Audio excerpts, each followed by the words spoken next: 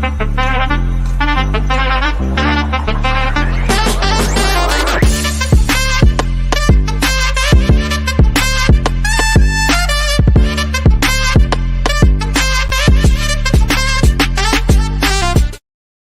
to the football terrace. It's straight facts. It's Tuesday. Here he is, the man, the myth, the legend.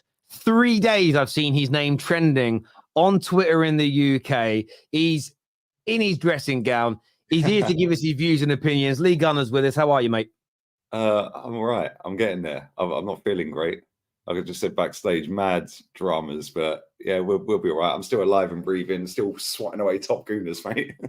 Well, that'll annoy some people that you're still alive and breathing, to be fair, but who cares about well, it is what it is. Like, if they're fragile, mate, and they get triggered by me, then that's their issue. I do think, as you saw by we'll get into it later, as you saw by my fan channel review show, some people just need to wear a helmet because I just thought it was hilarious. And what I thought was funny was your reaction because I knew how some people would react. So, but we'll get onto that a little bit later. I was funny with it as well. I know we're going to get into the game and all of that. Do you know what's funny with it, yeah? Right, is when Eddie Nketiah scored against Fulham in lockdown, a 97th minute goal, and there was an empty stadium, and he's giving it all of this to an empty stadium, a winner in 97th minute. I said, you lucky so-and-so, I ain't celebrating that. What am I celebrating? Not a word. Not a word. Yeah, and then people are all going, oh, yeah, well, why don't, if you're happy, and this is what makes me laugh as well, right? Why can't you just be happy? Like they care about my happiness when they're trolling me every day. It's not what I mean. What's the first thing they think about when Arsenal win a game? Me, man. Like, come on, man. Seriously. No, I love it. I love it. I love it. I love it. I really do. Lots to go into today. Obviously, we'll touch on the Arsenal game, top of the league. We're going to talk Chelsea. We're going to talk Champions League as well. But the first thing I want to ask, I know you are someone that appreciates quality football. I did want to ask you your opinion on Garnacho's goal. Goal of the season. By a country mile, mate. No goal is beating that this season. And if it does, then wow. Yeah, because I see it. Like I didn't actually watch the whole game. Yeah, I see the game maybe from 10 minutes after that. Yeah, like I think it was half time actually. I don't know, I can't remember. And everyone was raving about the goal. And I was like, okay, let me see this goal then. Let me see this goal, right? And then I'm looking, I'm thinking, no way has he done that, man. Like honestly, out of nowhere. And like the audacity to even try it as well, that far out. And it's not like he's like 6'3" or like, I mean, we've seen Ronaldo score goals, Bale score goals like that, Rooney score a goal like that, but it's not like, you know, this is a guy that's in and out of the team that's not really been amazing for Man United. He's shown glimmers of sparkle and stuff like that, but he hasn't been ripping up the league. And then just to do that, I mean, mate, I've seen people moaning about the goalkeeper, like if he had longer arms, he would have saved it and stuff. Like, do me a favour. I jokingly said it as well, but no, honestly, mate, that goal right there, that ain't being beaten all season. Fair play, man. The one thing I will say though, yeah. And I don't know if you see Vidal's comments, Taro Vidal's comments. He said he's got to get his own celebration. What's he doing Ronaldo's one for? Yeah, when you score a goal like that, I kind of understand what he's saying because like you've just scored one of the best goals the Premier League's ever seen, mate. Yeah, like honestly, it's up there with some of the greatest. No, goals. I get that. Like, I do. Your own celebration. Yeah. You obviously think you're that guy. You've just scored a that guy goal. Yeah, that's the only thing I'd say. But mate, what a goal! No, I hear that element. For me, I've watched it. Listen, for me, it's better than Rooney's in terms of the technique and the goal. The occasion that Rooney did it in, it's better than Rooney's. Yeah, because it was further. It was the two things that were better. It was further out, and he had to take 3 to 4 steps backwards to hit the ball. I think he hit it slightly cleaner. But the reason I love it is this: there's a lot of debate whether it is or isn't the best goal. My challenge for people is this: find me another goal that makes, I want to say 40,000 people going at Goodison Park. Let's just say it's 40,000, maybe a bit more, maybe a bit less. Find me another goal in the Premier League this season, last season, whenever, that makes everybody gasp and hold their breath for a second or two. That's how you know it's so special. You heard the crowd go, and then cheer or be angry that the goal went in. And no matter how good other goals are, great play, great strikes, scorpions, screamers, volleys, bicycle kicks, that silence was absolutely just beautiful to listen to as a Man United fan. It might be better than Rooney's because we don't expect it from Garnacho. Like, nobody Really? expected Garnacho to ever do anything like that. Whereas Rooney was I didn't expect a Man United player to score a goal, let alone on the day, let alone do that. So, yeah. I just want to big up my fan. I just want to big up my biggest fan in the chat as well, because this guy can't stand me. He calls me a crackhead on Twitter every day, and he's now in your chat calling me a crackhead. Bruv, stick to busting dead jokes, Yardy. Stick to busting dead jokes, my friend. Leave me alone. Yeah, just do your thing, bro. Like, every day, I need to get a restraining order on him. Honestly, mate. Every day, this guy. Big up White Yardy. Hope you're well, bro. Honestly, I watched a film with him in the other day. I didn't know he was in it. I watched the Blue Story. Good luck to him. He can do what he wants. But he's in mate, the movie. I had to double take. And let's not forget, this guy was Arteta out, mate. I don't forget. I see you on AFTV giving it Arteta out, mate. So let's calm yourself, yeah. Like, do your thing. Good luck to you, mate. Yeah, just leave me alone. Like, honestly, these people are obsessed. Terry Tibbs here says a goal of the season. Tribalism always finds fault. That's from a Liverpool fan. Terry Tibbs is. Yeah, it just is. Nothing's going to beat that. I don't even think anything could beat that in Europe. I don't think I've seen a better goal this season, if I'm honest. No, like, there's been some really good goals, like team goals and stuff like that over Europe this season. But individual goal like that, I don't think I've seen a better one all season, mate. Yeah, it was out of this world. It really, really was. Aside from that, I wanted to ask you about Spurs. 3 defeats on the bounce. They go to Man City this weekend. Oh. They're still getting praise over losing, which I do find obscure. It is obscure. Do you think it's going to be 4 on a bounce? I don't know. It's at the Etihad, right? Yes. To be honest, if there's one team that is kind of kryptonite to Pep, it is Tottenham, isn't it? But mate, they're getting praise for losing because they're Tottenham and they're not expected to win, and because they've been playing this Ange ball, as they're calling it. Like, and they started the season well, and he's the flavour of the season so far. It's not Zerbi anymore; it's now him. The media love to hype up a manager every year. This year it's Ange. Last year it was Zerbi. Like, do you know what I'm saying? It goes around in cycles, but they're so naive. It is crazy, Tottenham. Like, everyone's praising them. Like, and listen, they should have battered Villa. Let's just have it right. They should have battered them. They should have been 5-0 up at half time, but they didn't. Yeah, and if you don't take your chances, eventually you get caught out. And you know, they've got injuries, but so's everyone. Everyone's got injuries, mate. Like Man City, Arsenal, Liverpool, Man United, every team's got injuries. Chelsea have got injuries. So injuries ain't an excuse if you build a squad that's capable.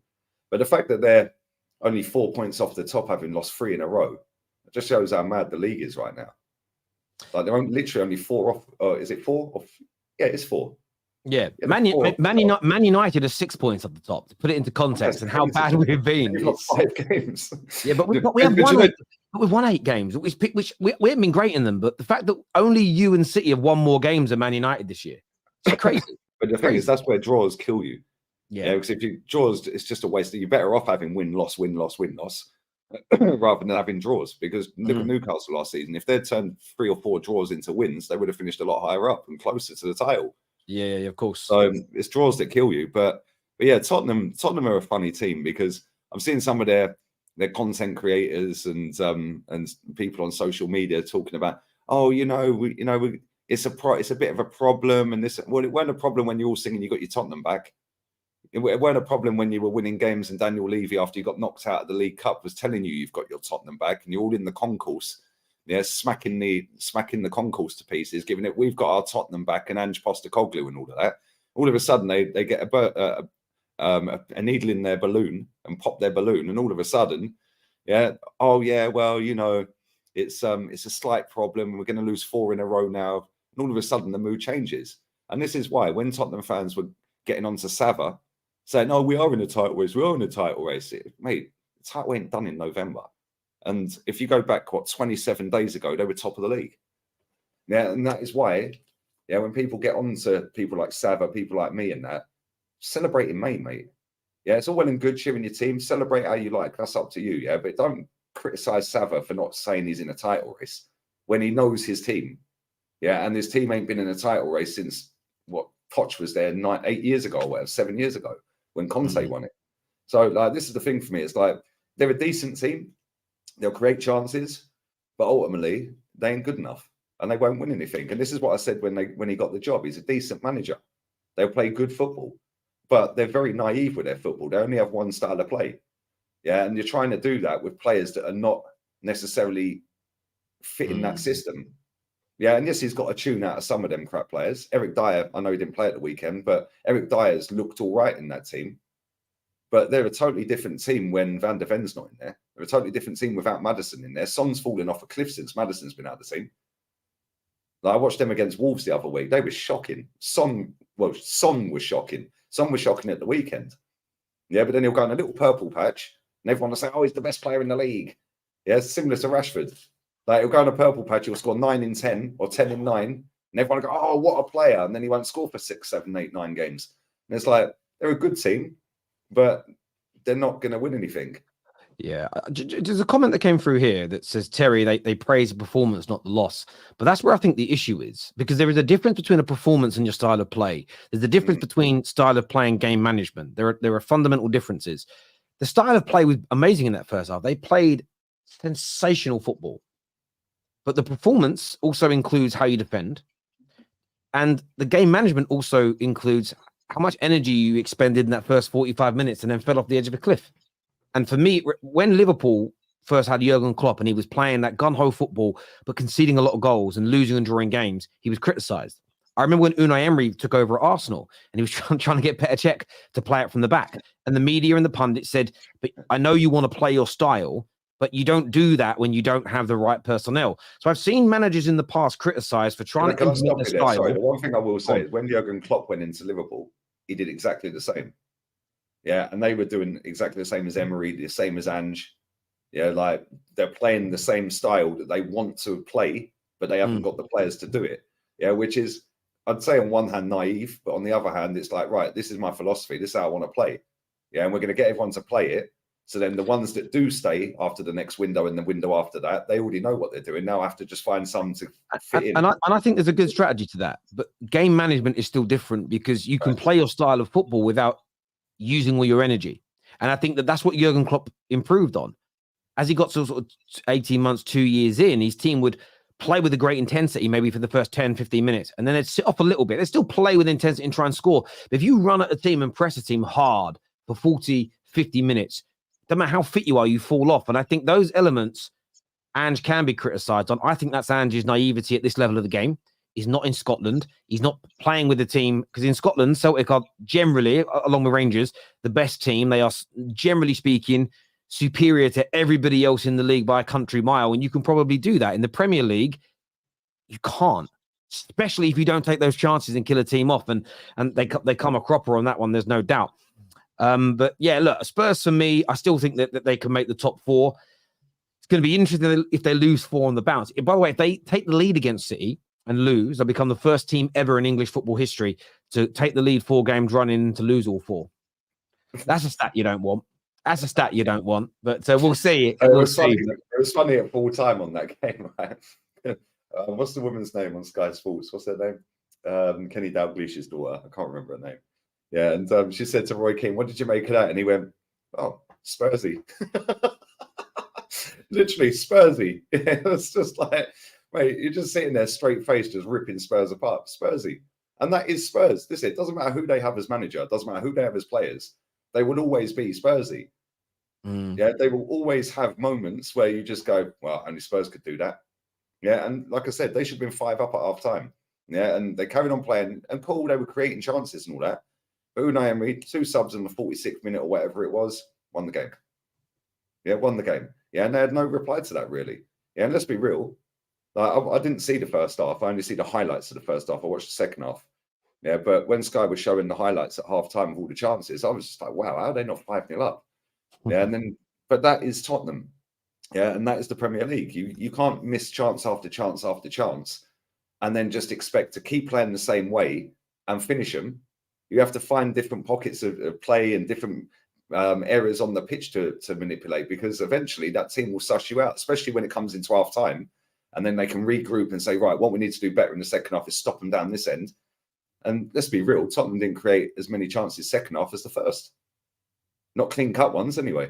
No. They kind of run out of ideas, and they kind of, we see it happen so much in football where teams start the way they did and don't kill teams off. Even Everton did it against us. We took the lead Took them about 10, 15 minutes to get themselves going again. And then they had 2 or 3 really good opportunities. Some good saves from Onana, which you can't kind of blame them for. But the Corey should have scored. And then once they'd missed those chances, and then we started to have the better of the play again, I felt quite relaxed. Because my feeling was, I don't think they're good enough to have a spell like that again, especially after we scored our second goal. I thought it was done and dusted. So you have in the Premier League, you just have to take your chances. Otherwise, you end up coming a cropper. And look, I think Spurs, Viganja's done a good job so far. I like how they play football. I think there's much to praise. They do have injuries. But I think for me, my back's just up, really. When I saw him being compared to Sir Alex Ferguson, it rattled me pink. It rattled me pink.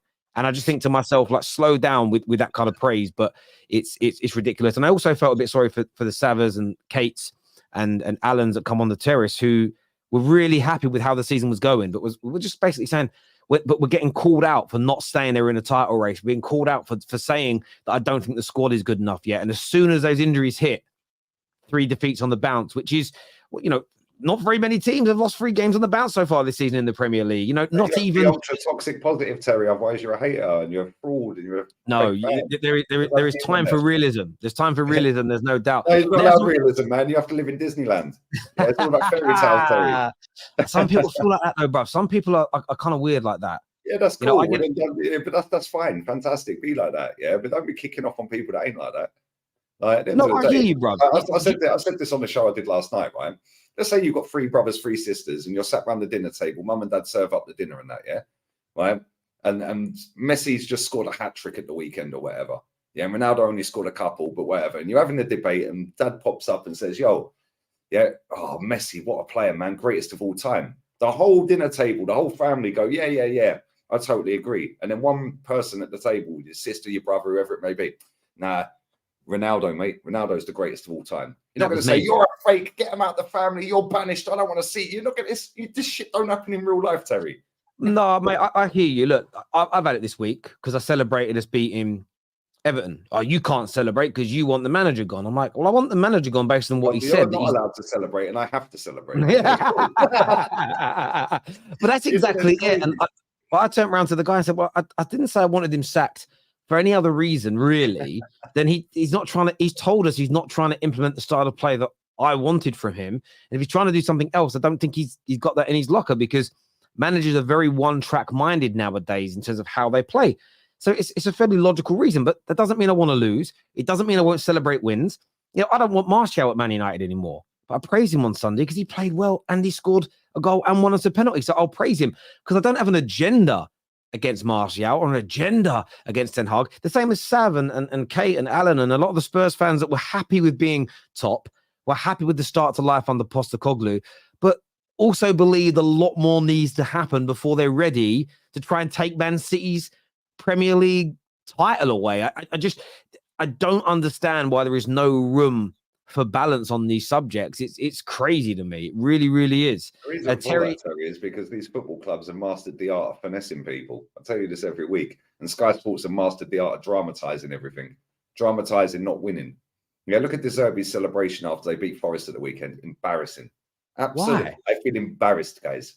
Yeah, why is he running around the pitch, giving it like? Do you remember when Jose beat Barca when he was Inter manager and he ran around with his hand in the air?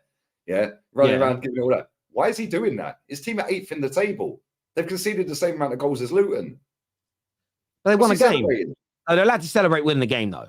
Yeah, look at the celebrations. What about it? It's like he's just won the title. They were happy to win. It was a close game. Oh, do me a favour, man. They're 8th in the league, Terry. So? And it's November. What is he celebrating? Did you see the celebration? Have you actually seen the celebration? I've seen it. You don't think that's over the top? No, I don't believe it is. Okay, I don't believe it is. He just celebrated. Right. He celebrated. No, he was running around giving it all. Yeah. You just beat Nottingham Forest. You're supposed to beat Nottingham Forest. Away from home, Nottingham Forest. It's a big result. How long have Forest been in the league? How long have Brighton been in the league? He's supposed to be a better manager than their manager. He's supposed to have better players than their players. He's supposed to beat them. What's he running around like a madman for? So you can't celebrate. He can't celebrate. But what I'm saying is the way he was running across the pitch like Jose against Barca, all of that, and like jumping and pumping his chest, like, do me a favour. But Sky love all that. Yeah, Sky dramatise all this crap. Oh, look at this Zerbi's passion. Get in the bin, man. Yeah, this guy's linked to Real Madrid, mate. I swear that whoever linked him to Real Madrid is living in fairyland. Yeah, like honestly, you think Madrid would take that at their club? What if they do? What would your opinion of Madrid be? Oh, they're in the bin if they take him. Same if they take Xavi Alonso. So if they take Xavi Alonso or De Zerbi, will you stop using them as an example? Massively if they take either of them. Honestly, mate. Honestly.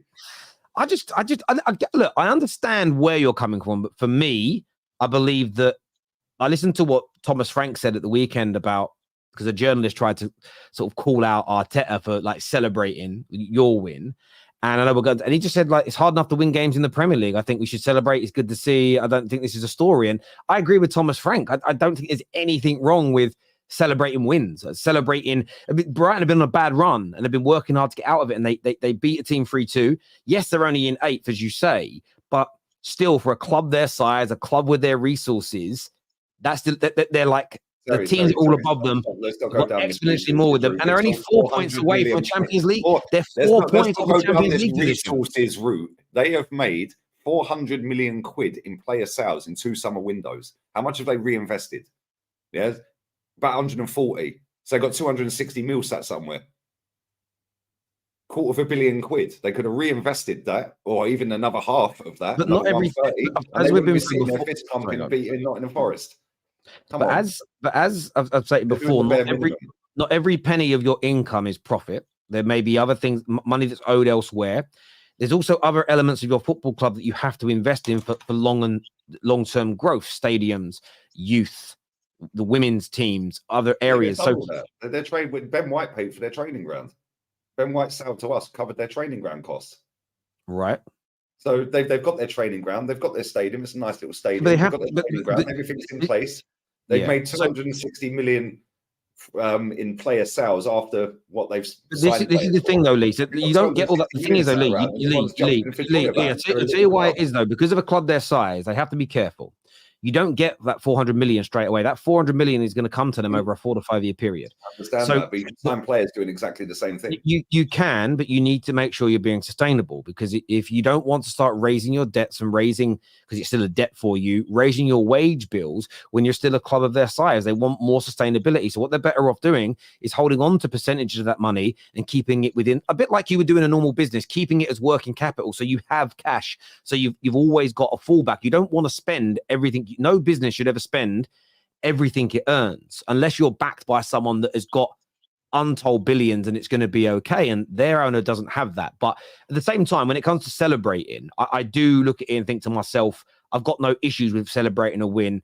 Fans should celebrate like that. Managers should celebrate like that. It costs so much to watch football. It costs so much to enjoy football. To not celebrate wins and just go, great, cool, on to the next one. I can't see it. And I didn't see anything wrong with it personally, but I do get where it is you're coming from. Difference then, because like I said, like jumping around like he's won the Champions League when he's just beating Nottingham Forest away. Well done, mate.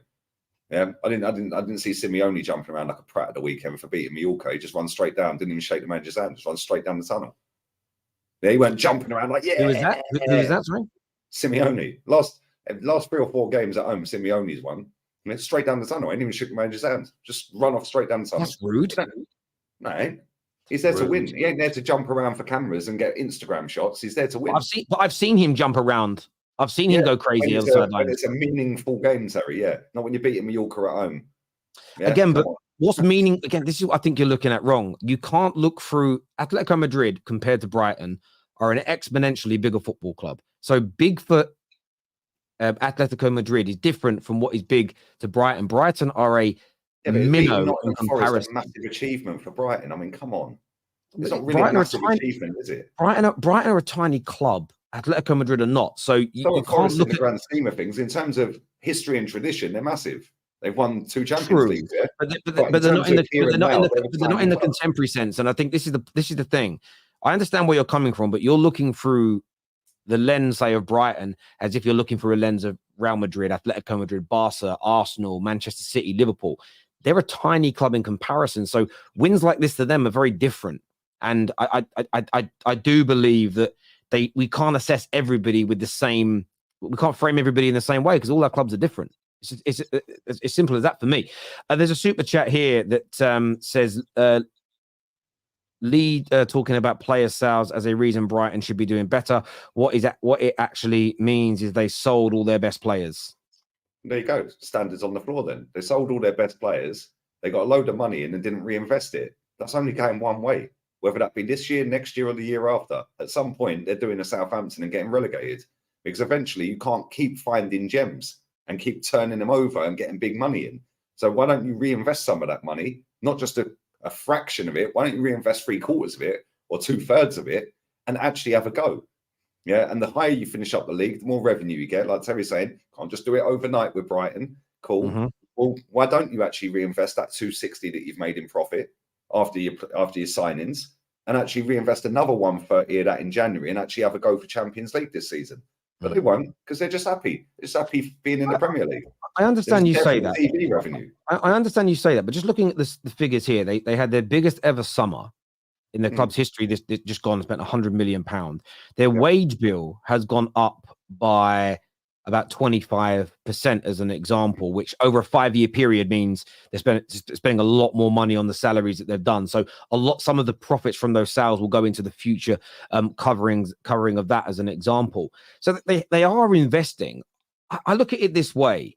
Every single year, they spend more. They seem to spend more and more and more on players. They're slowly pushing out the envelope more and more. And I think that's a sensible way of doing it. I think if they went straight out and go, do you know what, we're going to spend 250 million, it wouldn't quite work. Plus, as I said before, if you could go out and sign somebody for 20 million who can do as good a job as somebody who's on the market for 60, 70, 80 million, why not save that money?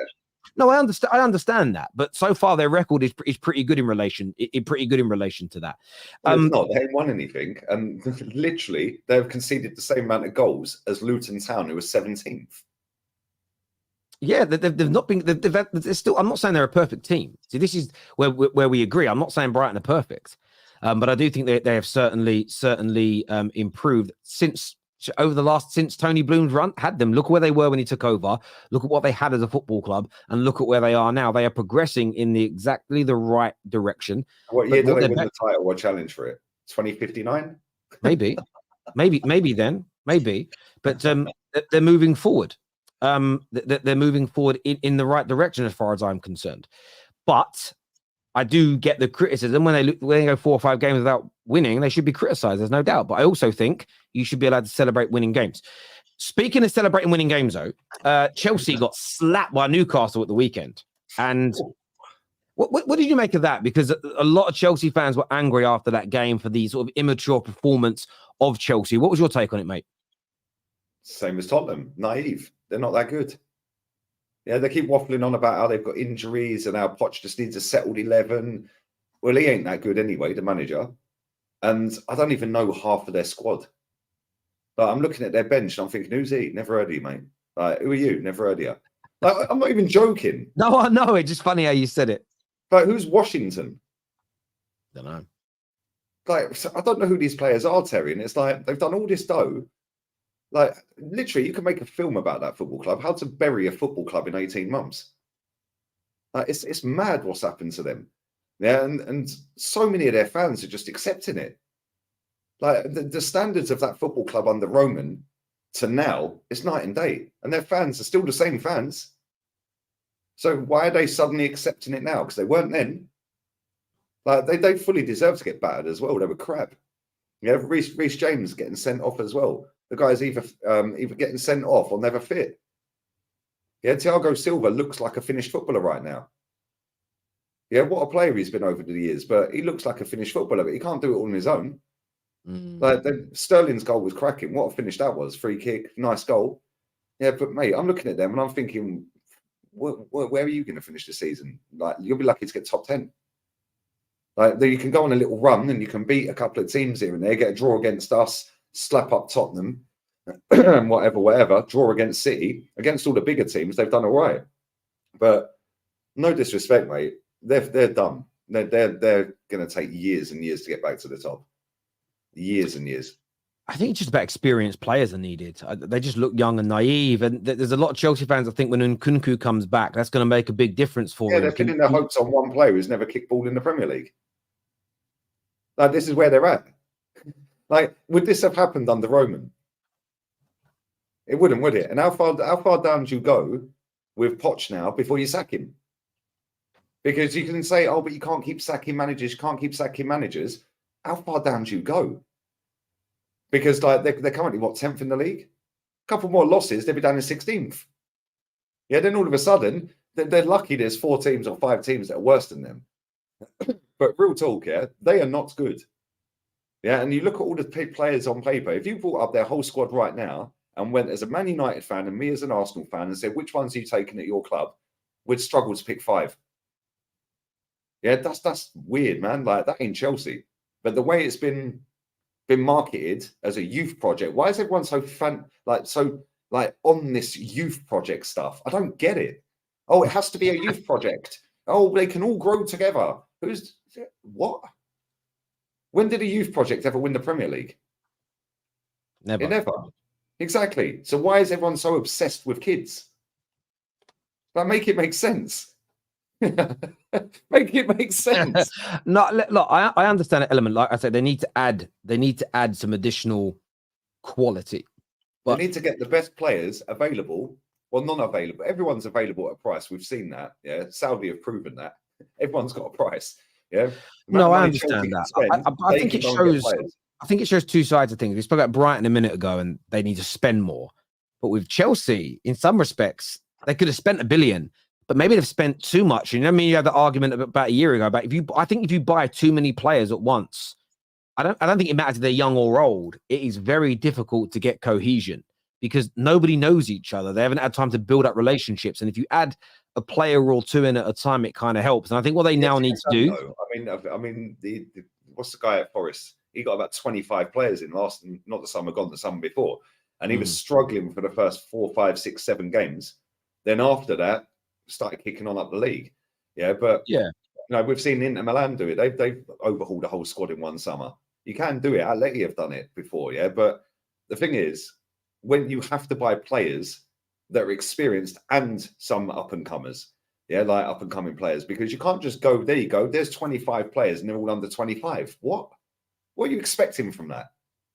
Because you've gone from being up here and the standards being up here under the previous owner, you've now got this cowboy in there that don't have a clue what he's doing, just throwing money left, right, and centre.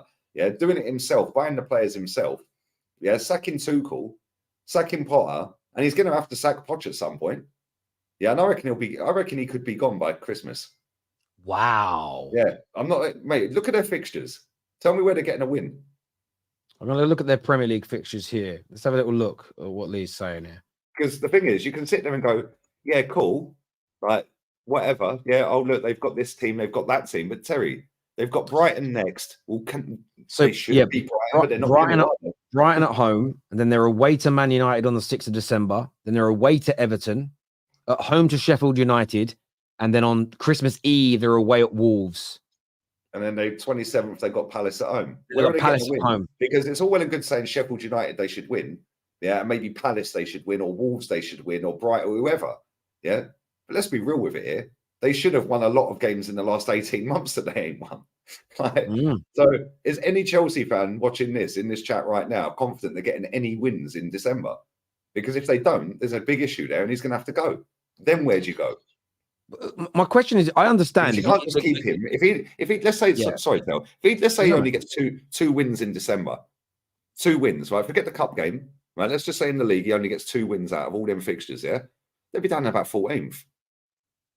Right. So then what do? Do you go? Oh well, let's just keep him and hope he turns it around. Yeah, get some more players in January and spend another 300 billion quid. Yeah, and hope he does it. Or do we sack him and give the new manager that and go and get another manager in and give him the money? Like they've put themselves in a position where they're kind of snookered. Yeah, by doing this in the first place. My question would be, and this isn't so much a challenge to you, it's generally. So I understand if he's got them sitting, and I know that he hasn't spent the whole billion.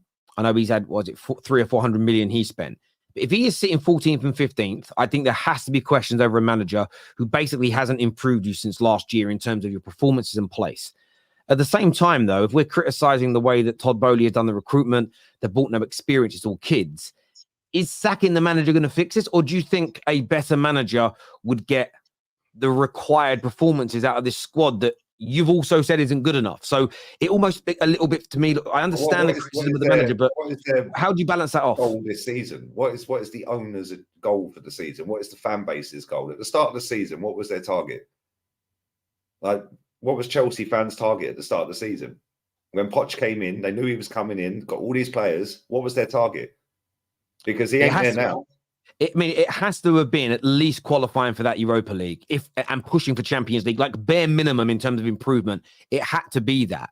And as you say, right now, in terms of Europa League spot is 6th. They're behind Man United by 8 points. And when you consider how bad Man United have been, it isn't a good look. But my point is, you've questioned the youth project and the way they've bought players and the standards of the owners. Is sacking the manager, with all that in the background, in your opinion, going to improve Chelsea? Bringing in another manager, that maybe the fourth guy in a year and a bit, is that going to help them? That's what I'm saying. We don't know. We don't know whether it's going to. Based on previous, it ain't, is it? Because they sacked Potter and they're still the same. Yeah, the ownership is the problem. Yeah, and that's where the fans have to now demand. No, we have to sign experienced players. All of this youth players and players under 25 is a load of rubbish. Go and get proper players. Go and get some experience. The only experienced player in that team that I see is Sterling, and Thiago. That's it. Where's the rest of them? Yeah, so when it's all going wrong, if Sterling's not on the pitch, right, they're all looking around, and the strikers up front, who ain't even a striker, he's a winger, and not a very good one, went on a little purple patch and everyone hyped him up. Yeah, he's now looking, thinking, yeah, Thiago, give me inspiration. He's shouting all the way down the. Oh, come on, man. Like, listen, this is a mess. That club is a mess. That would be one of the box office smashes ever if they made a film about that. Yeah, how to bury a football club in 18 months. It's true. They were European champions, 2-3 years ago? Now look at them. Just like that. It doesn't, again, some of the football from them this season has been excellent. At the same time, I get the criticism of the results. It's not there. And I listened to Mark Goldbridge the other day, and he was talking about how he finds it weird that there is very little media pressure. There's very little talk about it. It's all very much media darling, isn't he? Of course he is. He got Tottenham playing nice football. Like, do me a favour. They love a serial loser. There's no pressure. There's no pressure. Yeah, there's no pressure from their fan base. I don't see many of their fans saying Poch out. Yeah, I see a lot of their fans on the owner's case. Yeah, but what are they doing about it? They're still turning up every week. They're not protesting. They're not doing anything about it. They're just tweeting about it. Yeah, I was sitting on YouTube. I get where you're coming from. I still think they'll get it right, though. If you look at who they're now linked to, the Ivan Tonys, the Oshermans. I know you're not a big fan of him per se, but he's got that experience. And I think that's what they now need. It needs to be investment in players of a certain age and of a certain level of experience. And you start sprinkling them into this young squad, I think they will improve. I understand the pressure on Poch, but I just think that by getting rid of him and bringing somebody else new into this young squad, training them in a different way, maybe, which is what they shouldn't do, that's just going to upset the apple cart more. I think they need to try and create stability, but at the same time, they need results, and it becomes a real kind of chicken and egg conversation. And they are in that spot. When they got that win against Spurs and they drew it with City, it was a case of go and get a good and positive result against Newcastle and grow from that. But now it feels like there's big pressure now ahead of this Brighton game, because you lose that suddenly at home, and it almost feels like back to square one, if that makes sense. Mate, they've snookered themselves big time. Yeah, and that owner has got to take a lot of the heat. Yeah, because he's the one implementing all of these things. He's the one hiring and firing.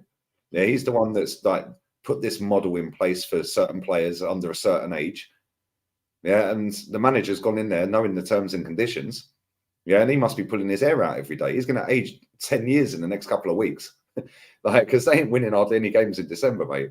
As for the fella in the chat, it says it's freezing in Spain. No, it's not. It's 27 degrees outside, mate. I just don't feel well. There we go. Yeah. Man's in his car. Leave it. I'm just cold, man. I'm just cold. I don't feel well. Super chats here. First one says Newcastle spent 220 million to get top 4 in 2 years. Terry, yeah, they did, and they can spend more than Brighton. They have a much bigger fan base and have a much bigger organic income ever before the Saudis got involved. I think their income is about double that of Brighton's before the Saudis even got involved. So it would make sense that they could spend a lot more money. This is to Lee. Lee says trophies are all that matters, yet he bigs up Simeone constantly. He has 1 trophy in 6 years and nothing in the last 3. Should he be sacked? Well, that's a lie. He won the league 2-3 years ago. Yeah, 3 years ago he won the league, last 3. So yeah, fair enough. Should he be sacked? If you don't win anything this season, yeah, he should. Yeah, but again, yeah, I don't know if you're an Arsenal fan or not, mate. Yeah, you're saying 1 trophy in 6 years. Wenger went 9 without one. Went 9 without one. Won 3 titles in 20 years, 22 years. Yeah, go and have a look how many trophies Simeone's won at Atleti. Yeah, and not only that, he will fight for a title this season. Only if Yeah, I got a game also in need hand, and that's against yeah. Sevilla, which they'll slap anyway. If they win that, they're a point off the top, I think. Where I see it as being different for Simeone is he's at a club which, again, compared to Madrid and Barcelona, they're smaller. They've got less resources. They do have less money. They do have a smaller wage bill, typically speaking. So him winning less than those clubs do is, again, this is where I sit in the middle of both those arguments. It's a case of I understand the context of what he's up against, and he does such a good job there. You have to factor that in because they just can't compete week in, week out with. You just look at Germany as an example, and the last time another team won that league, do I expect a club like Dortmund or a club like I don't even know the next, Leverkusen or RB Leipzig to beat Bayern Munich every single year? No, because Bayern Munich have exponentially more resources. But if you get a manager that goes in there and over, say, a 5-6 year period wins a couple of league titles, a few Pokals, and really goes toe-to-toe with them, it's like what Klopp did. That is such a good achievement because you just don't have the same resources they do. This year says Wenger got torn apart for a youth project, but Chelsea, yeah, Wenger got ripped. Wenger's youth project got us to a Champions League semi, by the way, a younger squad than last season's squad. There we go. Tricky here says Banter FC featuring Nick Jackson of the Jackson 5 peak. Rivals running with Arsenal bottled last season are brain dead. Arteta, Edu, and January lost the title. It wasn't bottled, is what he's saying there. Fair play. Will you quit smoking if you win the league? Big up, Lee. I actually enjoy smoking. When I'm ready to quit, I'll quit. There we go. Terry Simon Phillips reporting owners expect top 4 and domestic trophies this season, or Poch is getting sacked. People want him out. Poch trending out. I mean, I don't know if Simon has reported that, then fair enough. Listen, if the club have said he wants by Christmas, then yeah, if they've set that standard, then fair enough, because at least that shows they're setting a standard. It isn't just play nice football and you'll stay. So I'll take a look at Simon Phillips's reports. I follow Simon. He's a good guy.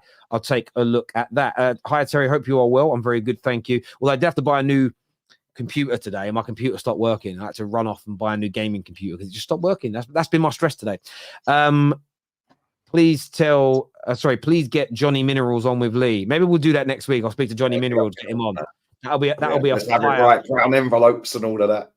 He does make me. What he said about he called him Anne's Postacoglu, and it made, like, as in kangaroo. I died. It just was. He rolled off his tongue so perfectly. It was very, very funny indeed. I know there's a lot of other super chats. They're more Arsenal related, so we will come back to them later in the show. Please hit like buttons for us if you've not done so already. Share this on across your social media platforms. Put it into group chats. Encourage people to come along and take a look.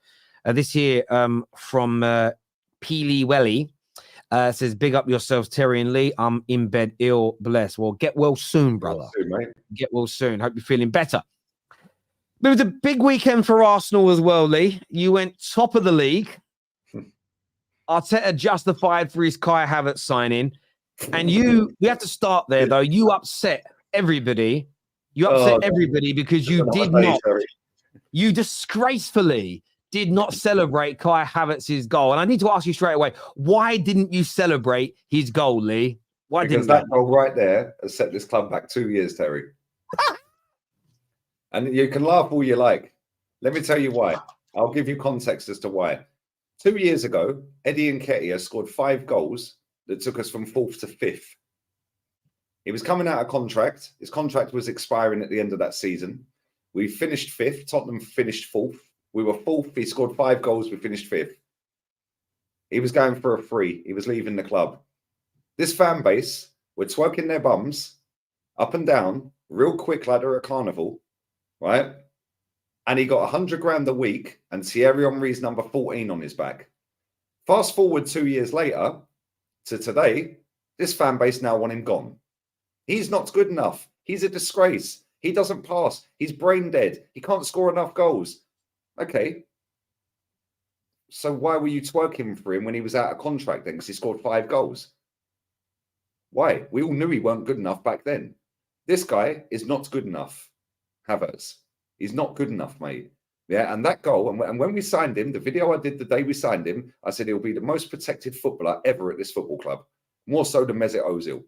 Yeah, and when our manager's putting him in a headlock, dragging him over to our away fans in that ground, pointing at him, here he is, he. What's that all about? Yeah, now that gives him a pass for 2 years. And then in 2 years' time, yeah, then in 2 years, is that what he does with the dog at training? Like, and in 2 years' time, when they all wake up to reality that he ain't the guy, we've wasted another 2 years. So that's why. And I said when we signed him, I ain't celebrating any of his goals. I couldn't care less. If people don't like it, tough. All these people moaning in the comments, oh, we'll get this guy off. Mate, I'm in the thumbnail. Like, honestly, every week, the same idiots in the chat, every week. Yeah, and the funny thing for me, Terry, is, yeah, people are banging on about, oh, but just be happy we're top. Just be happy. You don't care about my happiness. Because if you did, you wouldn't troll me every day. Because you ain't genuinely interested in my happiness. It just makes a good story. Let me clip Lee Gunner up and we can get some followers and we can make a big story out of it. Like 2 of your people that come on here. Yeah, one of them blocked me on TikTok after chatting crap that I'm a fake fan whilst he was sat in a Hereford FC shirt saying it, right? Blocks me. He then blocks me on Twitter. And then I go on Twitter the other day and I'm suddenly unblocked. I can see his tweets popping up. And then he's tweeted out the video of me not celebrating a goal. Mate, that's the same guy that Rory talks smack, yeah?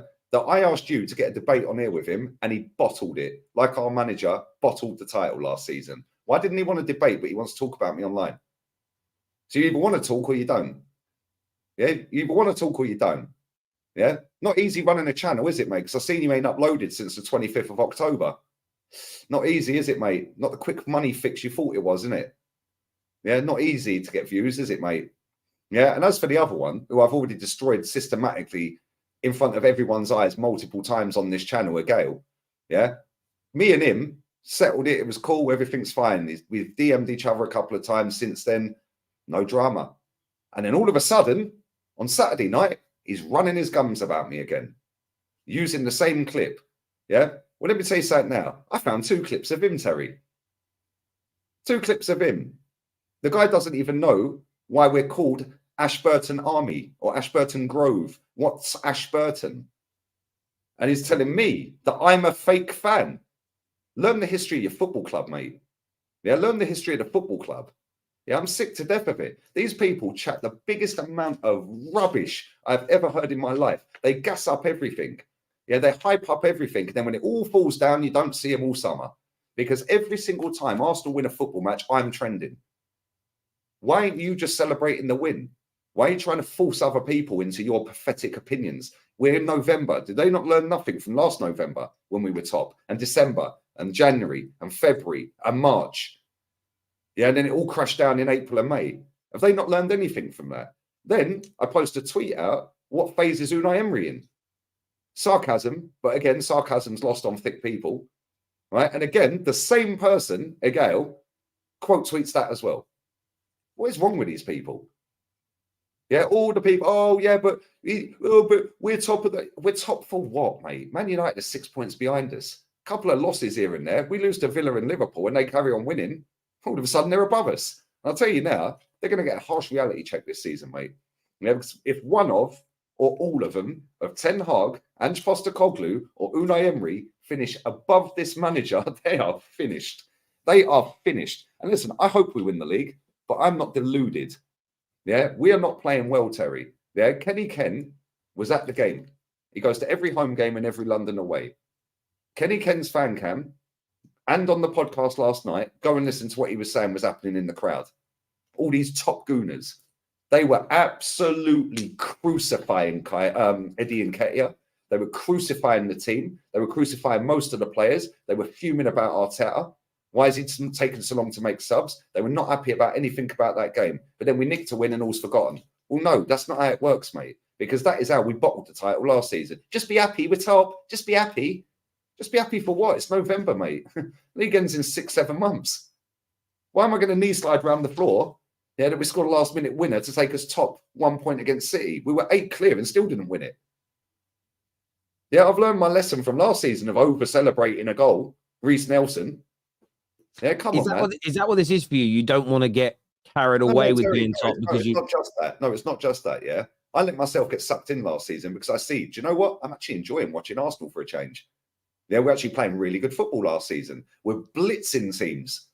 Yeah, and then that January transfer window, yeah, because this fan base, yet again en masse, not all of them, but a lot of them en masse, hyped up average players in that squad, yeah, is the reason we signed Jakob Kivior, who can barely get a game. Yeah, and then we decided to use Rob Holding over him after we'd done 24 million on him. We then played Rob Holding over him, by the way, right? And then it's Rob Holding's fault we bottled the league. No, it ain't. Who picked him? Yeah, who picked him over the player he signed for 24 million? Furthermore, we then go and sign Jorginho. The only decent player we signed in that January was Trossard. That was it. And that showed me right there the ambition of this football club. Our CEO on, I think it was the 12th of January last year, or this year, sorry, sat on Sky Sports and sat there barefaced to the camera and said, our ambition this season is top 4. We were 7 points clear at that point. Top 4. This fan base are a massive issue, Terry, and that is why we won't win it again. Because when it comes around to January, yeah, all the stories already coming out. Oh, well, it's either a striker or a midfield. What are you telling me we're skinned? Do me a favour. Yeah, I understand. So in terms of celebrating, I just want to make sure I've understood you right. I want to get your logic. Because you know me, I think people should celebrate that.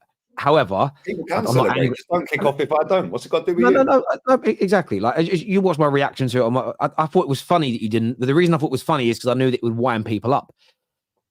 But essentially, you're saying you don't want to celebrate it because you believe it's going to, and this is what I've interpreted from what you've said. It's going to make the manager play Kai Havertz more, and you think that's going to take you backwards. So therefore, celebrating that goal is actually detrimental to Arsenal. Yes and no. Yes, celebrate the goal. If you want to celebrate a goal, do what you want. Yeah, but don't kick off on me because I ain't celebrating and make the whole Twitter trend #1 for 3 days all about me. Yeah, that's Arsenal has just won a game. You're all knee sliding around that we've won a game. Good luck to you. Cool. Celebrate how you want. But instead of celebrating it how they want, they dig me out. Cool. Can I ask you a question? Let's be real. Arsenal haven't won a League Cup for 31 years. Arsenal haven't won in Europe for 30 years. Arsenal haven't won a league for 20 years. And Arsenal haven't won an FA Cup for soon to be 4 years. But League One is the problem. Yeah. I want to ask you a question based on what a lot of people have said in my comments I've seen on Twitter. So I'm asking you this from a lot of people think you were angry because you've gone back top and because Kai Havertz scored, and it's almost like a thumb in your eye because you said that Arteta couldn't get you back on top of the league and that Kai Havertz would flop. Are you frustrated that people are accusing you of your opinion being wrong? That's why you were angry. How can an opinion be wrong? It's an opinion. It's not a fact, is it? It's an opinion. So how can an opinion be wrong? You just don't agree with the opinion. You've got your feelings about it. Yeah? Okay, well, an opinion cannot be wrong because it's your opinion. Well, yes, it can be. If my opinion today is Højlund won't agree with the opinion. Yeah, well, no. If my opinion today is I don't think Højlund will score against Galatasaray and he scores 2 goals, my opinion was wrong. But okay, let me change it from opinion then. Like your prediction that like Kai Havertz wouldn't do anything for you. What's Kai Havertz done for Arsenal? Honestly, real talk. What's he done for Arsenal? He scored 1 goal from open play in 21 games. Bro, I don't think he's been particularly good for you. I'll agree with that. In 21 games. Where was this protection for other players that have played at this football club? Yeah, where was this protection for Nicola Pepe? Where was this protection for other players at this football club? Yeah, this false, let's like drag the player ahead. It was like the Bushwhackers. Do you remember them? Yeah, and Arteta's grabbed hold of him in a headlock and wheeling him towards the away fans. Here he is. Here he is. It's like he's the circus act. Here he is. It is so embarrassing, Terry. At the end of the day, it's not that I'm fuming that we're top. I hope we're top in May. But I am not going to be knee sliding and jumping for joy at going top, 1 point clear of City. Yeah, when there's Man United, 6th place, only 6 behind. Yeah, so there's 4 teams between us and Man United that are within 6 points. What are we celebrating? But you're celebrating the win. I don't think it's. I do believe you should celebrate the win. That's my personal belief. Let me say one more thing as well. Should Arsenal beat Brentford? Yes. Well, Brentford. No. Should Arsenal beat Brentford? Yes or no?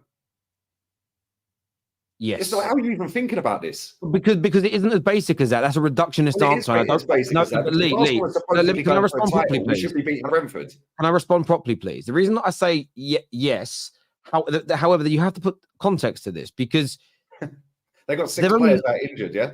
Yeah, okay. But this team, they barely lose at home. Wow. They barely lose at home. So, yes, you are, in my opinion, you are the marginal favourites when you go there in the league. You are the marginal favourites.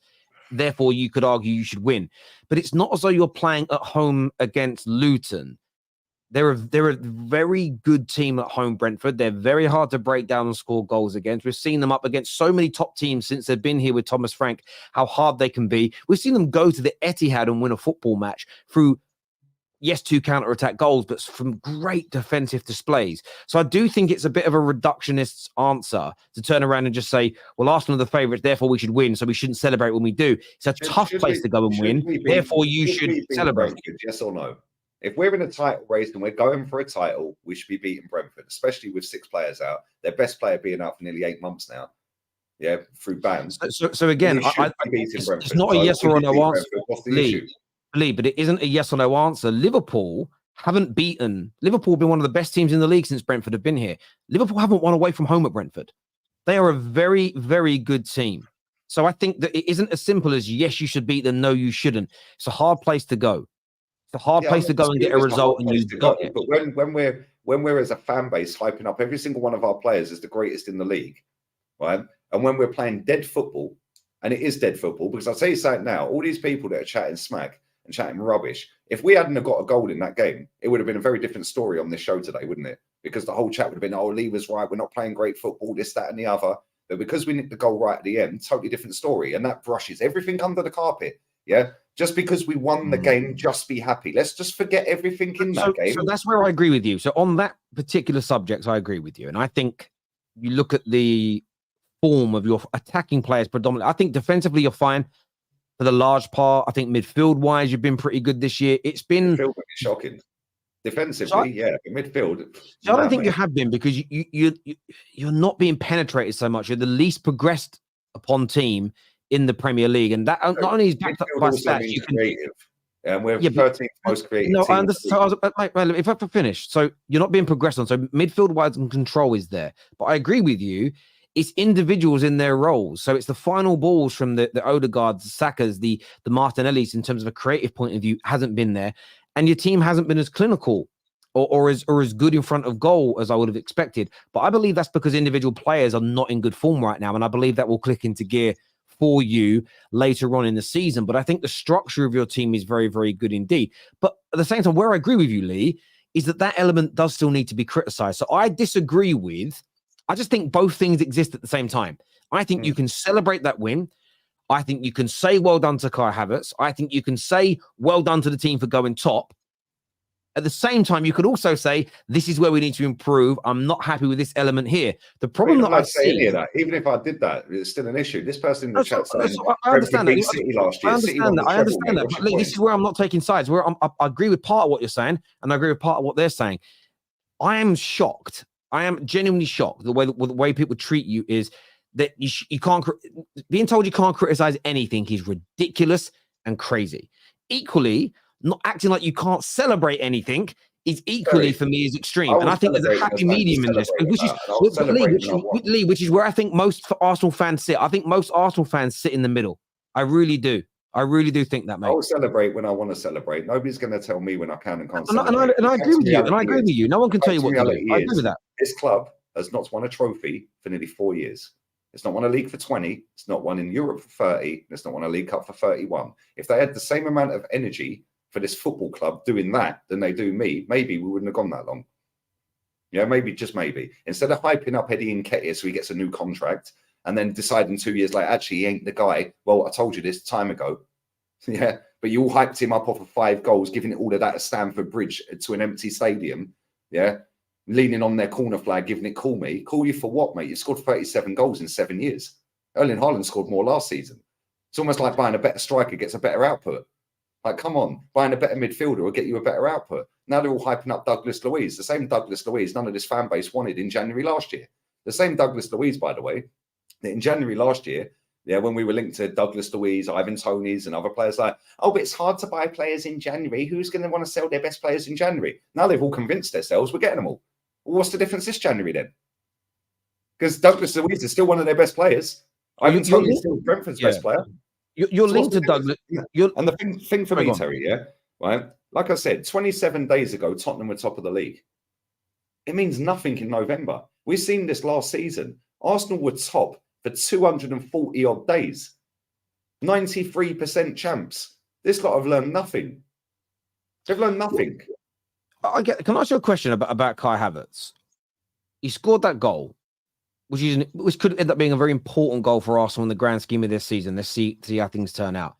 If he starts doing that on a more regular basis, would you start to celebrate? If he starts to score a goal every other game, a goal every 3 games, starts winning you points, will that change your mind about him? Terry, there's no evidence to suggest he's going to do that. I've watched a 4-year sample size of this guy in the Premier League. Okay, what makes you think he's suddenly just going to click into gear? I'm seeing fans sit there now saying, oh, but he could be a good impact sub.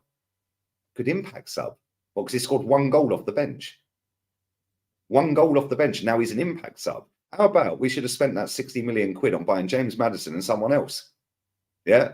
So I understand that, but to my question, what can he do? So if he starts, how many goals, how many winning goals, how many kind of clutch moments could he produce? Not good enough for this football club, Terry.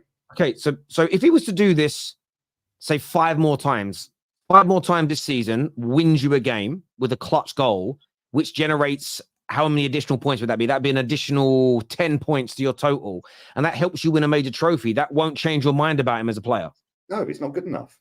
Terry, I've seen Pascal Segan go invincible. Do you think he's any good? Okay, but I'm talking about 18 games that season.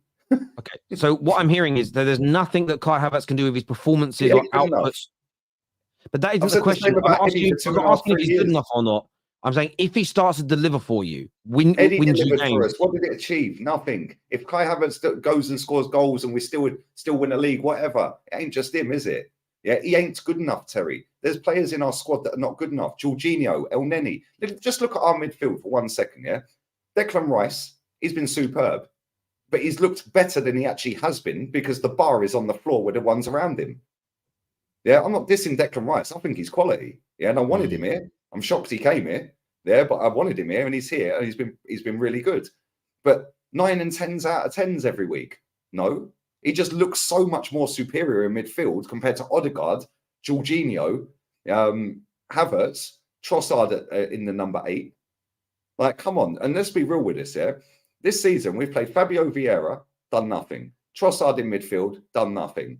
Yeah? Jorginho in midfield, done nothing. Yeah? We've got Declan Rice, cool. Yeah? Have I mentioned Odegaard? Nothing. Yeah? Look, El Neni on the bench. This is our midfield, mate. This is 650 million deep. And look at the state of our midfield. I understand where you're coming from. And this is where our problem is with our team. Yes, we're cool, we're top, whatever. Great. And everyone's convincing themselves, we get to January. Let's get to January. Well, we see what happened last January. And now the story's already out. It's one or the other. It's a midfielder or a striker. Terry, I've said for years, since not the summer gone, summer before, we need a striker. Oh dear, we still need a striker. Our striker is coming out from Brazil international duty saying, scoring's not my strong point. Well, hello, I told you that. Right? So we still needed a striker when we signed him, and I told him that. We still need another midfielder. I told him that, and we still need one. We still need another right winger. Well, we still need another right winger, and we still need another centre back, and we still need another centre back. I've been telling them this for 2 summers, Terry. But just be happy. Just be happy. Just be happy. Just be happy for what? So I'm not asking you just to be happy. I'm just trying to ascertain what Kai, because for me, I look at it this way. I don't like Anthony at Man United, but if he suddenly started to create chances regularly in games, if he suddenly started to help us win football matches and was influential, I would like him more in terms of, I don't really care about his personality. I would like him more and go, okay, well, he's now delivering for the football club. I've got more time for him. I'm just interested to know what Kai Havertz could do to make you say, well, he's a good asset for Arsenal. So there's nothing he can do. It's not good enough. Same as Jorginho is not good enough. Same as El Neni's not good enough. Same as Kivior's not good enough. Yeah, I just want to read this comment from this Gunner King because he's got to be the biggest virtue signaler online. Yeah, and he tweets me crap every single week. Bro, do you remember that tweet you put out back in September? I think it was 26th or 25th of September when we played Tottenham. Yeah, and you were trying to make out a fan in the crowd was doing a racial facial expression to Son. Yeah, have you had any comeback from Arsenal on that yet? Because you were so vocal about that online. Yeah, you were really vocal about that online with your tweet. Yeah, causing mad traction, trying to get a guy banned for something that may or may not have been, but it wasn't conclusive. And obviously you were so upset about it. I'm sure you would have had a police report back by now. And I'm sure Arsenal Football Club would have emailed you back by now. Yeah, as for wanting Unai Emery sacked, mate, yeah, you seem to know quite a lot about me, but you seem to have forgotten saying, yeah, I did want Emery sacked. But the day that Mikel Arteta was linked to this football club, I actually did a video and said, bring Emery back. But you lot don't remember that, do you? Because it don't get you likes and tweets and traction. Let me know when Arsenal and the police come back about that fella, mate, yeah? Look, I look at this, Lee. I see from this point. They don't like me, but they come and watch me every week. Just like idiots. I understand that you don't think Kai Havertz is good enough, and I get that, and I respect it. But I suppose my question is more: what can someone do to change your mind? And but that's not the okay. So there's nothing any player could do. So if Eddie Nketiah started scoring more goals every week, that wouldn't change your mind. Terry, he's got no. I was at his debut when he played Norwich. Yeah, but that isn't the question. Hang on, that was 2017. Wenger was the manager. It was a League Cup game. He comes off the bench, equalises in stoppage time, gets it to extra time, and then scores the winner. 2 goals. Fast forward to 2023, he scores a hat-trick the other day, which takes his total up to 37 goals for Arsenal. I understand that. So, but there's no evidence to suggest he's going to do anything. Get him gone. The question isn't, do you think the player will do something to change your mind? My question is, what could they do to change your mind? Nothing. He ain't good enough. I've seen 7 years of Eddie Nketiah. He ain't good enough. I'm not talking about Nketiah. I'm talking about Kai Havertz. Okay. Yeah, go and sign proper players. You get proper results.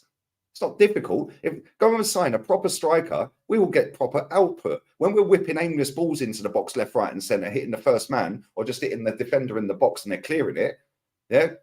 Well, if that's Ivan Toney on the end of it, or that's a Harry Kane or someone or a Haaland on the end of it, then maybe, just maybe, you're scoring more goals, which means you're going to win the title or be in a better position to win the title. So I'll tell you right now, come February, this lot got a reality check. Let's go to some of these comments here. This is wait, how is there nothing? What if he scores 50 goals and gets 50 assists? Yeah, what if I win the lottery tonight? Like, what if? Yeah, he ain't scoring, mate. He's not even scored 50 goals in his entire career in the Premier League. Lee, don't always agree with you, but you are bang on about our club, is what Pete, who's an Arsenal fan, says here. He's 1965, old school, borough. Old school, bro. Come on, yeah? See, all these youngins ain't got a clue, mate. Imagine being 40 years old, begging for autographs outside the training ground, then throwing a tantrum when you get told to piss off. Absolute waste. Another cool story, bro. Another cool story. See, they'll come up with fanfare and fiction. Imagine being your age and sitting on here watching me when you don't like me. Yeah, and then you go, just ignore him. I'm trending for 3 days because of you lot. If you don't like me, just ignore me. I don't. And then when I go back at these people, I'm the issue. How about just leave me alone? I hear you on that. He's right. Few people criticize the club. Few people criticize the club they love. This here says, Lee, you complain about people celebrating and then turn around and say, why are people complaining about you not celebrating? I complained about De Zerbi over celebrating a win that took him to 8th. Yeah, I didn't say anything about Arsenal fans celebrating. I said they can celebrate. I said, but with Mikel Arteta dragging Kai Havertz in a headlock to the away fans, what's that all about? That's way mad, mate. That's forcing it on fans. Oh, look, here he is. We have to back this guy. Yeah, I know what they're doing. Yeah, when Ian Wright's jumping up and down in a studio, kissing the TV screen. Yeah, do you think he's doing that if there's no cameras there and there's nobody sat in the room with him? Turn it in. Yeah, Tony Adams came out. Tony Adams came out and said, if Unai Emery was manager last season, we probably would have won the league. The abuse Tony Adams is getting. The abuse Tony Adams is getting. Yeah, and then this lot come out with, oh, but Emery conceded 31 shots to Watford. Yeah, Emery never had us 20th in the league while Spurs were first, mate. Emery never had us 15th for 5 games straight in December 2020. Yeah, losing to Aston Villa for the first time by 3 goals at home since 1928. Yeah, Wolves since 1974. Leicester since 72. Burnley since 1976. Yeah, Emery also dunked on us in our own stadium and knocked this manager out of the Europa League. But that's all fine. He also, Arteta, conceded 26 shots to Leeds United, 25 to Brighton. But no, that's all right because it's Emery's fault because he conceded 31 against Watford. Like this lot, man, seriously, they're all lying, bro. Yeah, they're all full of crap. I actually don't believe anything they say. Yeah, because they don't believe it themselves. Yeah, and the reason I say that, we were in our best season in the Emirates. Why did 30,000 fans walk out 2-0 down against Brighton at home then? Yeah, even though we'd lost the title at that point, it's still our best season in 20 years at the Emirates, or 15 years. Why did 30k walk out then? Because they don't believe what they're saying. And like I said, Kenny Ken is better placed to tell me about home fans or away fans because he goes. And he said I hear you on that atmosphere in that stadium towards our players at the weekend, yeah, was mad. They were cussing everybody, mate. Yeah, and then that goal saved everyone because it would have been a totally different atmosphere on here today. Yeah, and it would have been a totally different atmosphere. No, I understand that. Mr. Tybox here says the vile way people talk to Lee because his opinions is sickening. He's entitled to his opinions and has vast knowledge. Hope you are feeling better, my friend. By the way, he's wrong. We will win the league. I'm feeling a little bit better, man. But yeah, it is what it is. So when Harry Maguire, sorry, mate. So when Harry Maguire had a few good games against bottom teams, you were backing him. But no, but the difference is this. I'm not saying I'm going to get a bottle of water. No worries, mate. But Tricky, that isn't what I'm asking. So if somebody said to me, what could Harry Maguire do to change your mind? My answer would be if he could perform again consistently, like he did in his first 18 months at Man United, I'd change my mind because I was very happy with him for that first 18 months. So I can answer that question. I want him gone because he fell from that level and has been pretty awful for 2.5 years. But if he got back to that level and then maintained it, my mind would change. It's as simple and as straightforward as that for me. I'm genuinely interested in Lee Gunner's happiness, fellas. Big up Neftali, man. My guy. Come on. Big up to you, bro. Hope you're well, man. Hope the family's good, bro. How did you enjoy your night with Northside? My night? It was a weekend. A long weekend. There we go. Yeah, it was a long weekend. Northside and his missus are chill, man. Proper nice people. Brian here says the revisionism about Emery is sickening. Mate, they love to rewrite history. Yeah, they love to rewrite history, these fans, mate. Yeah, and I'm sick and tired of it because they're making out that manager is the sole reason it took this manager 3 years to surpass his points tally in league finish. Well, it ain't, is it? It took Arteta 3 years to finish above Unai Emery's points tally in league position. And then all you get out of them is, oh, but the landscape was different back then. Shut up. You're not gardeners, mate, about landscape. What are you waffling about? Yeah. At the end of the day, this manager took us so far backwards, 8th and 8th, yeah, that 5th looked great and then 2nd looked great. Like, at the end of the day, he has not done anything apart from win a cup when he first got here, which I cheered and I wanted. Well done. I praised him for that. Go and watch the end of my watch long. Yeah, go and watch my fan cams. Yeah, go and watch the video. One of my highest viewed videos on the channel was when we won that FA Cup. Yeah, the semi-final as well. Yeah, one of the highest viewed videos on there. But nobody talks about that. Yeah, oh, it's just you make views. You're going to get views when we lose. Get in the bin, mate. Yeah, the thing is, people say you only get views when we lose.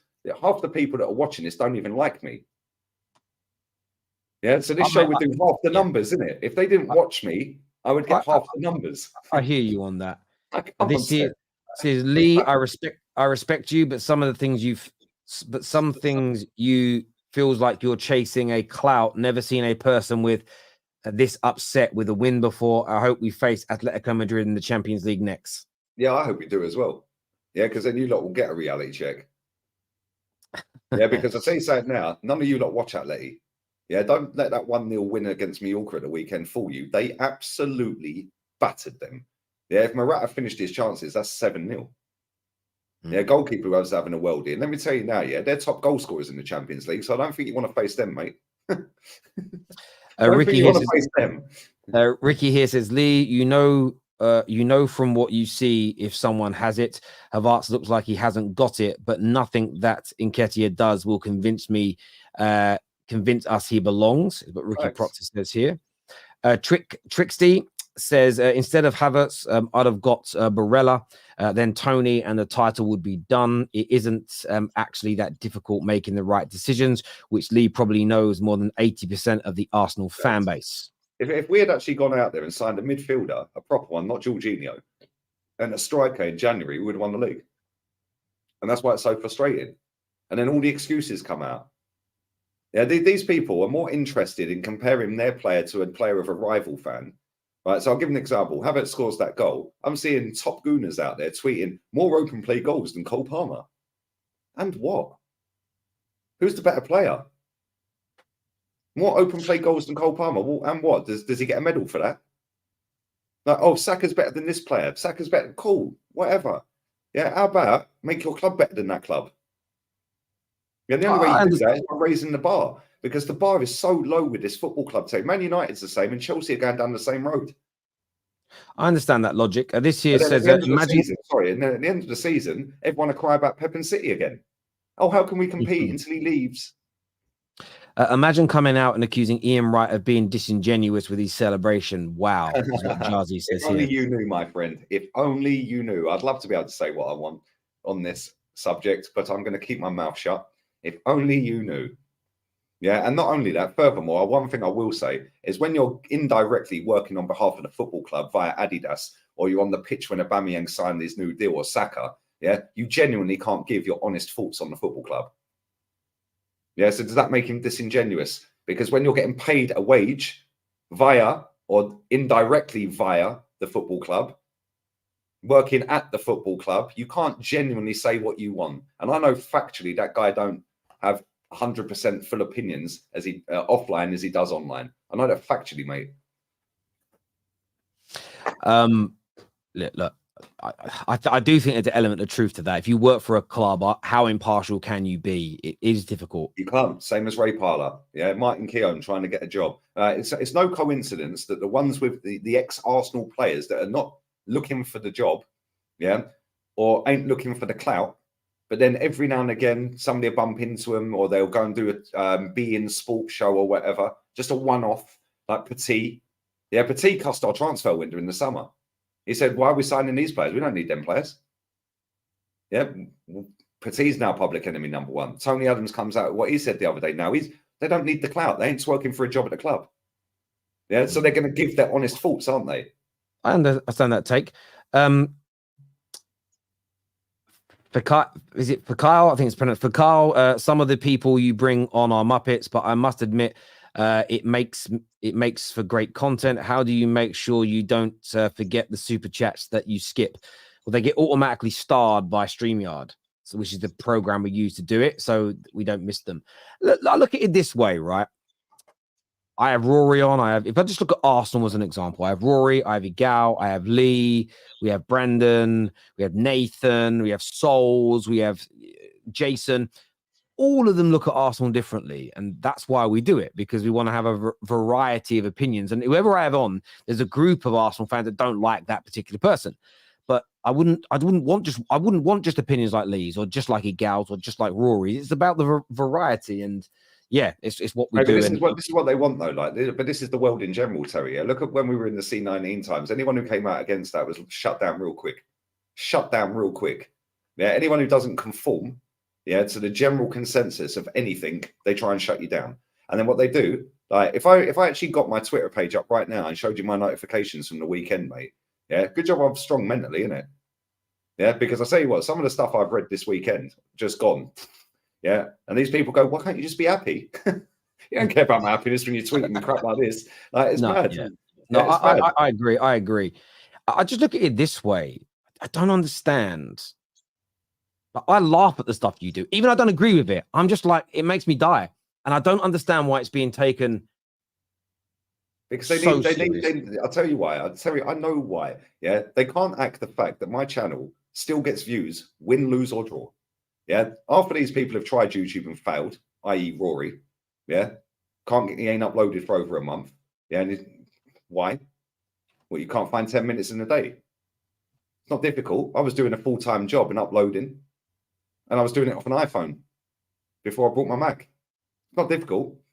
Really ain't difficult. You've run a channel for how long? It's not difficult. Once you get bigger and bigger and bigger and you have to put out more content, yes, it then becomes a full-time job and it does get more difficult. You know that better than me. You work harder than me. Yeah, my point is, half of them, yeah, can't act the fact that my channel gets 1 million views there or thereabouts every month, regardless. Yeah, and they can't act whether win, lose, or draw. I'm still there. Win, lose, or draw, my fan cam still ping. Yeah, they still get mad views. My watch-alongs get decent views. Yeah, I'm about to go live with Rants in about 5 minutes. That will get mad views. There'll be about 18 and 1,500 people watching that. Yeah, they can't hack it. Yeah, because they can't do it. And then what they do is they try and belittle you and dismiss you. You're fake. Okay, cool. You don't even know what Ashburton is, mate. Yeah, you don't even know what Ashburton is. You don't even know what the stadium is. You don't get it. And you're calling me fake. Yeah, so they can't bully me on my knowledge of the club. They can't bully me on how many games I've gone to. They can't belittle me on the history of the football club because I know it better than them. Yeah, not all of them, but most of them. So then what they do is they go, you're mentally ill. Yeah, you're not one of us. No, I don't want to be one of you. You lot are deluded. Yeah, I don't want to be one of any. I'm just me. I'm not one of the bottle, mate. I think I'm the special one. But no, all jokes aside, they can't belittle you, can't batter me on that, and they can't bully me because I come back every day. Terry, if I genuinely cared, I would have stopped YouTube 4 or 5 years ago. Yeah, and that winds them up. And then what they do is then when the results go well, you're in the mud. No, I'm not, because I'm getting paid anyway. I get paid to watch games.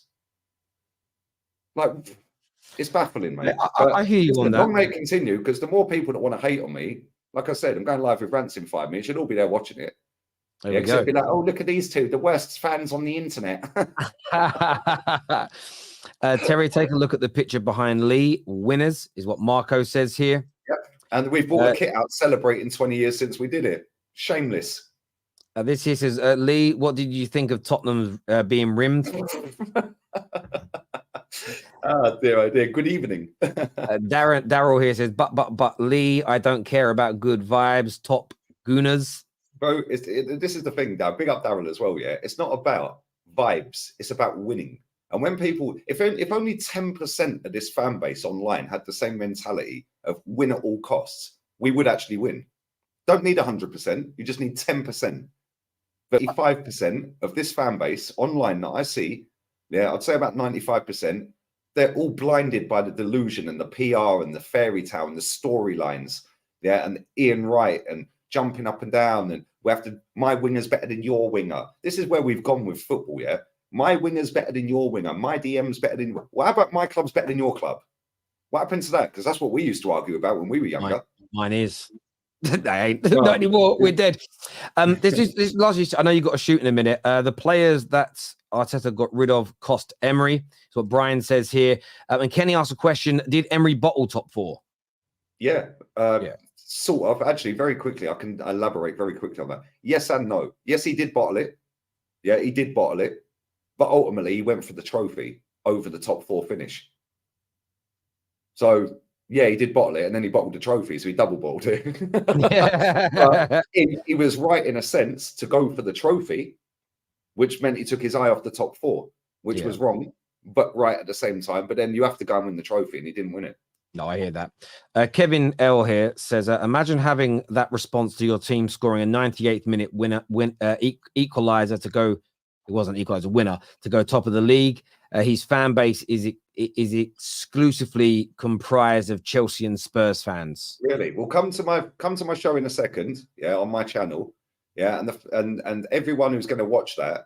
Yeah, spam what football club you support, because most of my followers, mate, are Arsenal fans. They just don't conform to your low standards. Furthermore, one more thing I'll say.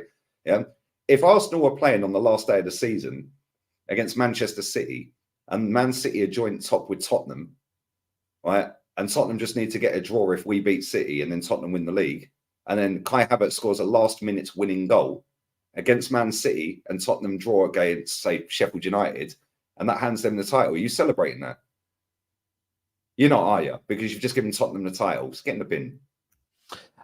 Tony here says, Lee, is this a persona, or are you actually negative about everything all the time in real life as you are in football? Some of the worst football opinions about football in general, not just about Arsenal. Cool, whatever. Yeah, like I said, yeah, this football club is the only thing that rattles me. I am the most chilled person, yeah, on the planet. Yeah, but again, Northside's the same. My boy Joleon's the same. Nice, chilled people offline when we're not talking about Arsenal. As soon as we talk about Arsenal, it's like Jekyll and Hyde. Yeah, it's like, because we've seen our club systematically destroyed in front of us and infested with losers. Big fan of Lee, but I have a question on his high standards. Looking at the history of your club since you were born, 5 Prens, no Champions League, no dig here. Just want to know about high standards. In the 35 years I've supported this club, I've seen 17 trophies. That's one every 2 years, pretty much. High standards. There we go. I've seen 9 FA Cups, 5 league titles. I've seen a Cup Winners' Cup. Yeah, I've seen 2 League Cups. I don't know what's happened to my camera. You turned me off. So yeah, I've seen 17 trophies in 35 years supporting this football club. Yeah, and that's the standards behind me. That's the standards. I hear you on that. Joe here says, if we win the league, would you still be Arteta out? A lot of laughing emojis. We will also, will you also wear Super Mick Arteta t-shirt here live? That would be I'm not even going to joke, right? I actually, you know that we've got Super Mick Arteta who knows exactly what we need, right? I was going to, if we had won the league last season, I was going to rattle this lot so badly. I was going to print a t-shirt with Arteta holding the Premier League trophy on it and say, we've got Super Mick Arteta. He knew exactly what we needed. I'd get one with Arteta holding the trophy and it just says, I always believed. That's what I've seen you on your channel and your thumbnail the other day saying I'm an Arsenal fan, Terry. I know. You like it. A bit of editing, right? White Yardie looks like a White Forest Whitaker. I like White Yardie, by the way. The occasion an opponent takes away from the goal. I think the occasion and the opponent adds to this goal, considering everybody predicted us losing. Everybody's predicted we wouldn't be able to handle the pressure. Everybody said that they would win. So I know you hate Man United, but I disagree with that one. I want to thank Lee for coming on today. I want to thank all of our super chatters. I want to thank everybody who's hit the like button. It means a great, great deal to us. Live tonight after the Champions League games, big one, PSG Newcastle. We didn't get around to previewing that, but it doesn't matter. Go watch Lee's channel now on Lee Gunner. He's going to be with rants. It'll be an epic show, no doubt about it. Most hated football fans online. Yay. Listen, people, take care. Goodbye.